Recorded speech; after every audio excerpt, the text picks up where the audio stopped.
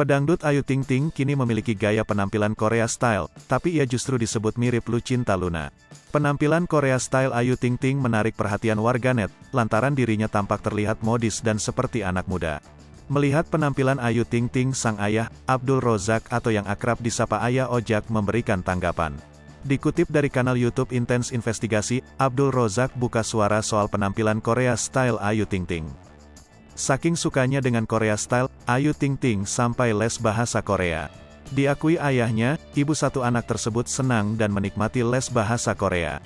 Kendati demikian, banyak yang membandingkan penampilan Ayu Ting Ting dengan Lucinta Luna. Sebelumnya Lucinta Luna pernah operasi plastik di Korea hingga wajah dan penampilannya mirip wanita Korea. Hal tersebut menjadi perbandingan antara Ayu Ting Ting dan Lucinta Luna.